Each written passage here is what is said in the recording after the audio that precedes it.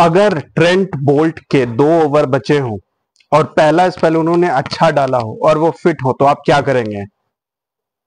जाहिर सी बात है, आप उनको और बॉलिंग नहीं देंगे, क्योंकि अगर आप उनको और बॉलिंग देंगे तो आप मैच जीत सकते हैं, और ऐसा तो होना नहीं चाहिए। शायद यही वजह है कि संजू सैमसन ने ट्रेंट बोल्ट के 2 ओवर बचे होते हुए भी अश्विन, चहल, कुलदीप सेन और आवेश खान को बॉलिंग दी, और एक ऐसा मैच हार गए जो वो कहीं से भी हारते हुए नहीं दिख रहे थे। 8 ओवर में 100 रन से भी ज्यादा चाहिए था गुजरात टाइटंस को। हालांकि विकेट उनके हाथ में थे, मगर अगर 8 ओवर में 100 रन से भी ज्यादा हो डिफेंड करने के लिए, मोर देन 12 रन पर ओवर, ऑलमोस्ट 13 रन पर ओवर, तो आप क्या करेंगे? आप अपने बेस्ट बॉलर्स को लगाएंगे।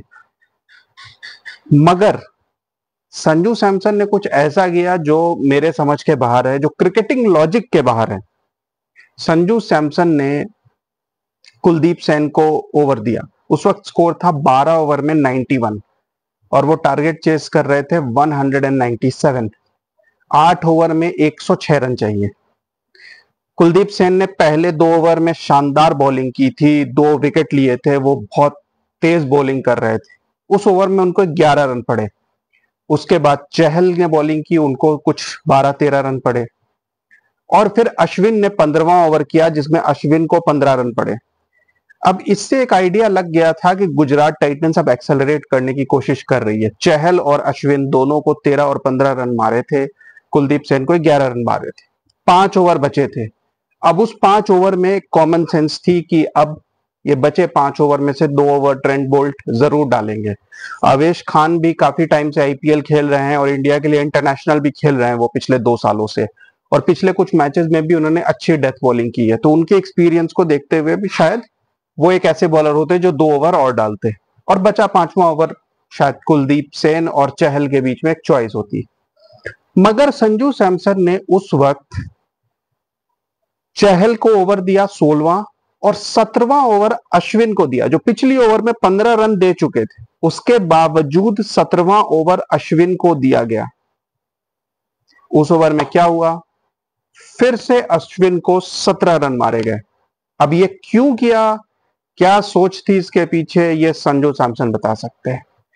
मगर इसी तरीके की इलॉजिकल क्रिकेटिंग डिसीजंस होती है जिसकी वजह से लीग्स देखने का मन नहीं करता। मैं आपको अपनी पिछली वीडियो में भी बता चुका हूं कि कैसे आज भी बहुत सारी चीजें क्रिकेट में होती हैं जिसमें कि अंडरवर्ल्ड से भी लोग हैं। दाऊद इब्राहिम, जिन्होंने ना सिर्फ मुंबई बॉम्ब ब्लास्ट कराए थे, मगर मैच फिक्सिंग में भी सबसे बड़े नाम वही हैं।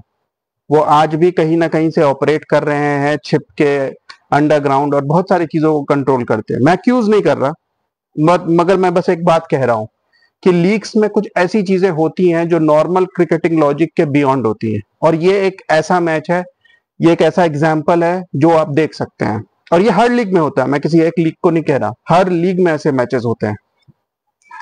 इंटरनेशनल्स में ये आपको कम देखने को मिलेगा कि 8 ओवर में 100 रन चेज हो गए, या 5 ओवर में 70 रन बन गए, 1 ओवर में 5 छक्के लग गए। मगर आईपीएल में और बाकी लीग्स में ऐसी अजीब अजीब चीजें होती रहती हैं। खैर, जब अश्विन को 17 रन पड़ गए और 3 ओवर बचे थे, तो आवेश खान ने 18वां ओवर फेंका और सिर्फ 7 रन दिए। उस ओवर में उनकी बॉलिंग देख के ऐसा लगा कि शायद अब मैच को उन्होंने थोड़ा कंट्रोल में कर लिया है, क्योंकि उसके बाद भी 2 ओवर में 35-36 रन चाहिए थे, और ट्रेंट बोल्ट के 2 ओवर बाकी थे। अच्छा, ट्रेंट बोल्ट ऐसा नहीं है कि अनफिट थे, और ऐसा भी नहीं है कि वो आउट ऑफ फॉर्म थे या उनकी पहली स्पेल खराब थी, वो इनडिसिप्लिन थे। उनके पहले 2 ओवर में सिर्फ 8 रन आए थे। 2 ओवर में 8 रन का मतलब है कि वो कंट्रोल से बॉलिंग कर रहे थे, वो लूज बॉल्स नहीं फेंक रहे थे। बैट्समैन भी केयरफुल थे कि ट्रेंट बोल्ट पे उन्हें रिस्क नहीं लेना है। ट्रेंट बोल्ट इस वक्त वर्ल्ड के टॉप 5 टी20 बॉलर्स में आराम से आते हैं, इफ नॉट इन टॉप 3। और ट्रेंट बोल्ट के ओवर छोड़ के संजू सैमसन ने कुलदीप सेन को बॉलिंग दी। कुलदीप सेन वैसे तो अच्छी बॉलिंग कर चुके थे, पहले 2-3 ओवर में विकेट्स भी लिए थे, फास्ट भी, मगर डेथ बॉलिंग एक अलग चीज है। उस वक्त बैट्समैन बैट चला रहे होते हैं, और उस टाइम पे आपके पास वेरिएशंस होनी चाहिए, आपके पास एक इंटेलिजेंट माइंड होना चाहिए। डेथ बॉलिंग एक कंप्लीटली डिफरेंट बीस्ट है। जिसे टेम करने के लिए आपको बैट्समैन को समझना पड़ता है। कुछ बैट्समैन के लिए वाइड यॉर्कर एक ऐसी बॉल है जो वो खेल नहीं सकते, किसी को शॉर्ट बॉल में प्रॉब्लम है, कोई स्लोअर बॉल्स नहीं खेल सकता। तो ये जजमेंट ऑन द स्पॉट करनी होती है। अगर वो बैट्समैन बहुत फेमस या नोन नहीं है, जैसे आंड्रे रसल के बारे में ये नोन है कि वो वाइड यॉर्कर्स पे स्ट्रगल करते हैं, मगर कुछ बैट्समैन में आपको ऑन द स्पॉट जज करना होता है। अब कुलदीप सेन ये सब नहीं कर पाए, उन्होंने 2 वाइड फेंकी, एक नो बॉल फेंका, कुछ लूज बॉल्स फेंके और उन्हें उस ओवर में 20 रन पड़े, 20 रन 19th ओवर में। और फिर आखिरी ओवर में जब 15 रन चाहिए था तो वहां पर भी चॉइस थी, मगर मैं वहां आवेश खान को ब्लेम नहीं करूंगा और ना ही संजू सैमसन को, क्योंकि आवेश खान ने पहले भी डेथ बॉलिंग की है, पिछले एक मैच जितवाया भी है और 18th ओवर में उन्होंने सिर्फ 7 रन दिए थे, तो आखिरी ओवर उनको देने का फिर भी एक लॉजिक था। मगर यहाँ पे मैं क्रेडिट दूंगा तेवतिया और राशिद खान को भी, क्योंकि वो दोनों, तेवतिया रेगुलरली फिनिशर का जॉब करते आ रहे हैं। हालांकि मैं सरप्राइज्ड हूं कि तेवतिया जो इसके पहले हमेशा एज एन ऑलराउंडर खेले हैं, एक लेग स्पिनर जिनकी इकोनॉमी 8 से कम है, उनको बॉलिंग क्यों नहीं दी जाती।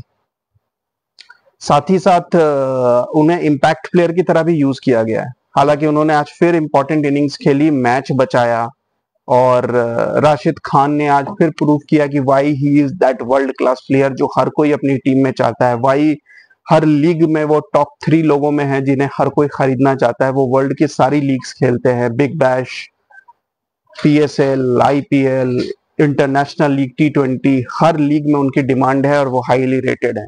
मेरे ख्याल से सनराइजर्स आज भी इस चीज का अफसोस करता होगा कि उन्होंने राशिद खान को जाने दिया।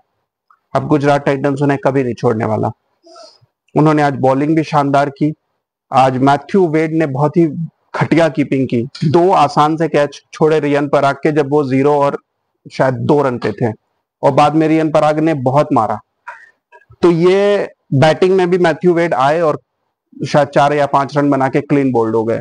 तो मैथ्यू वेड को ये समझना पड़ेगा कि इस तरीके के पिचेस पे कीपिंग कैसे करते हैं, क्योंकि स्पिनर्स इंडिया में आपको बॉलिंग करते दिखेंगे और राशिद खान उनकी टीम में है, तो नेट्स में भी उन्होंने कुछ प्रैक्टिस की होगी और वो सिंपल रेगुलेशन कैचेस थे, ऐसा कुछ नहीं था।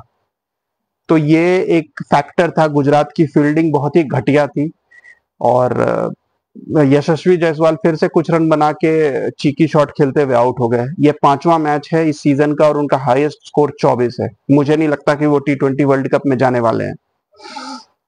संजू सैमसन ने बहुत बढ़िया बैटिंग की और साथ में रियन पराग ने। शिमरॉन हेटमायर भी अच्छे फॉर्म में चल रहे हैं, उन्होंने आके बढ़िया फिनिश किया और 196 एक ऐसा टोटल जो कि एक टाइम पे इम्पॉसिबल लग रहा था। ऐसा लग रहा था कि शायद 160 या 170 का टोटल बनेगा और वो भी डिफेंडेबल लग रहा था क्योंकि पिच कुछ स्लो और लो थी।